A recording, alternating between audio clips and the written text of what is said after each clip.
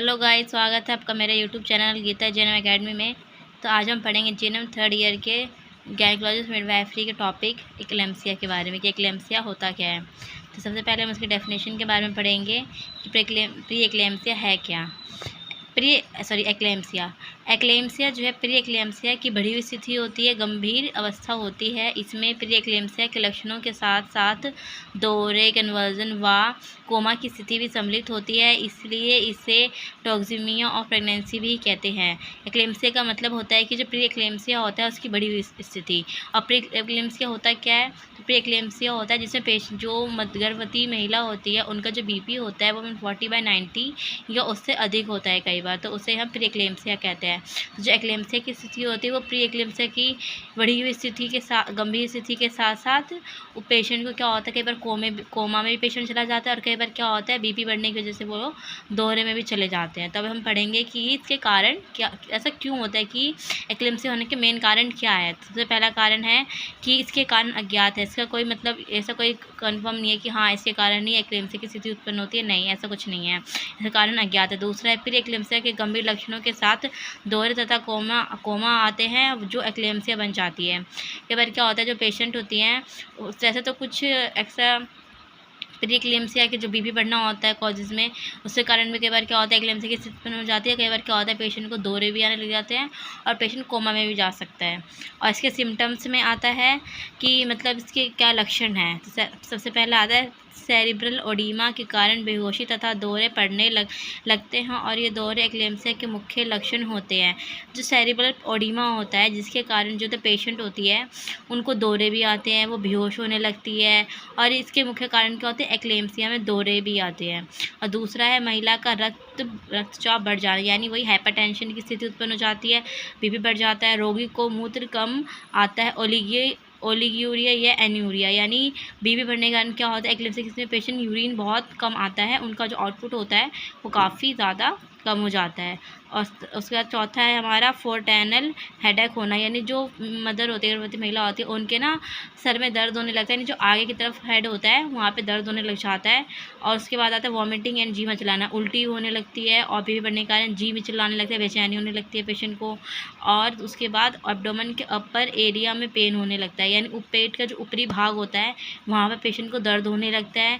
Brain में blood and oxygen की मात्रा भी कम होने लगता है, जिसके कारण क्या होता है जब बीपी बढ़ता है तो ब्लड सर्कुलेशन बढ़ जाता है बॉडी में, जिसकी वजह से ऑक्सीजन की और ब्लड की जो मात्रा होती है, ब्लड में जो ऑक्सीजन की मात्रा होती है वो कम हो जाती है।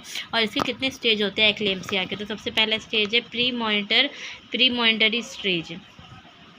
प्री मॉनिटरी स्टेज में आता है यह अवस्था आधे मिनट तक रहती है, हाफ मिनट रहती है, 30 मिनट्स के आसपास रहती है, आधा मिनट रहती है। स्त्री की आंखें ऊपर को अथवा साइड में घूम जाती हैं, हाथ, पैर, फेस तथा जीभ की भी पेशियाँ अनियंत्रित होकर फड़कने लगती है। जो पेशेंट होते हैं वो 30 सेकंड के लिए कई बार क्या होता है स्त्री जो होते हैं प्री मॉनिटरी की स्थिति में चली जाती है। इसमें क्या होता है पेशेंट की जो आंखें होती है वो ऊपर की तरफ हो जाती है या फिर घूम जाती है साइड की तरफ, या फिर जो हाथ पैर होता है, फेस होता है वो अनियंत्रित होता है, फेंकने लग जाती है, मतलब कैसे भी करने लग जाती हैं, मतलब अनकॉन्शियस होने लग जाती हैं।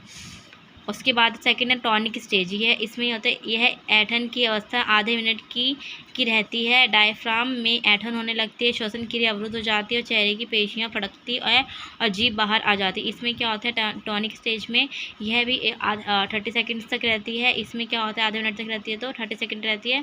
और डायफ्राम का जो हमारा डायफ्राम होता है जो अपर की तरफ होता है उसमें ऐंठन होने लग जाती है। जब डायफ्राम में ऐंठन होने लगेगी तो उसकी वजह से जो हमारा ऑक्सीजन है वो भी उसमें भी दिक्कत आने लग जाएगी, और जो फेस की जो हमारी पेशियाँ होती है मसल्स होती हैं वो फड़कने लगती हैं और जीभ भी बाहर आ जाती है। तीसरा है कन्वर्जन स्टेज। इसकी अवधि 5 मिनट की रहती है। मुंह से झाग व लार निकलने लगती है, दांतों से जीभ कट जाती है, शरीर की समस्त मांसपेशियों में संकुचन तथा शिथिल हो जाती है, सांस लेने पर घर घर जैसी आवाज़ निकलती है।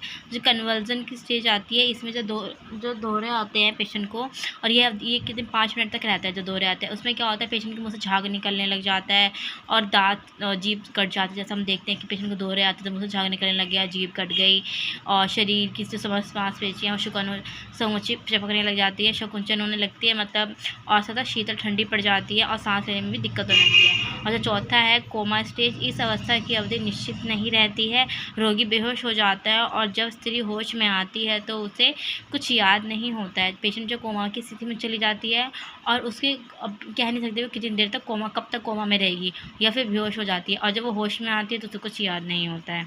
उसके बाद हम इसका मैनेजमेंट कैसे कर सकते हैं कि अगर पेशेंट एक्लेम्सिया में है तो हम ऐसा क्या क्या कर सकते हैं जिसकी वजह से वो मतलब उसको फिर एक्लेम्सिया की स्थिति से बचाया जा सके। पहला आता है वाइटल्स की मॉनिटरिंग करना, यानी पेशेंट का बीपी, पल्स, SpO2 सैचुरेशन सब कुछ मतलब हमें उसका चेक करना चाहिए। और उसके बाद FHR मॉनिटरिंग और FHR यानी फेटल हार्ट साउंड भी कह सकते हैं और फेटल हार्ट रेट भी कह सकते हैं, वो भी चेक करना चाहिए। वो भी नॉर्मल होना चाहिए बच्चे का कि हार्ट रेट कितनी है नहीं है। कई बार क्या होता है माँ का बीपी बढ़ा होता है तो बच्चे के ऊपर असर करता है, या तो फिर बच्चा क्या होता है तो फिर डिस्ट्रेस में चला जाता है, तो ऐसा ना हो। तो इसके लिए बच्चे का FHR मॉनिटरिंग करते रहना पड़ता है। मुँह से झाग व लार निकलने पर स्त्री को मुँह को साइड की तरफ कर देना चाहिए जिससे श्वसन नली, झाग व लार ना जा सके। अगर कई बार क्या होता है कि पेशेंट के मुँह से जब दौरे आते हैं तो उसके मुँह से झाग निकलने लगता है। जब झाग निकलने लग जाए तो पेशेंट का जो हेड होता है वो हमें साइड की तरफ घुमा देना चाहिए जिससे कि जो झाग निकल रहा है वो रेस्पिरेटरी में अवरुद्ध उत्पन्न ना करे, अगर ना जाए, इसीलिए पेशेंट का जो सर है वो साइड में घुमा देना चाहिए। जीभ ना कटे इसके लिए माउथ गैग लगा देना चाहिए। और जब दौरे आते हैं तो पेशेंट का झाग के साथ साथ क्या होता है जीभ भी काटने का डर रहता है, वो जीभ काट लेते हैं अपने, तो जीभ ना काटे उसके लिए हमें माउथ गैग का यूज़ करना चाहिए। और पेशेंट को ऑक्सीजन के बारे क्या होता है श्वसन सांस लेने में दिक्कत होने लगती है या फिर घर की आवाज़ आती है, तो इसके लिए हमें पहले से ही मैनेजमेंट के लिए उसको ऑक्सीजन लगा देना चाहिए।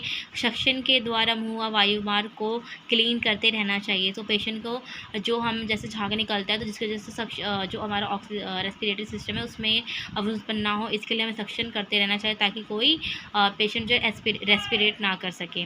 रोगी की यूट्राइन पैल्पिटेशन को नोट करना चाहिए, और जो पेशेंट माँ होती है उनका हमें यूट्राइन पैल्पिटेशन की वो सही से मतलब बच्चा मूवमेंट कर रहा है नहीं कर रहा है ये सब हमें चेक करना चाहिए, नोट करना चाहिए। तो अब हम ट्रीटमेंट के बारे में पढ़ेंगे कि हमें क्या क्या देना चाहिए।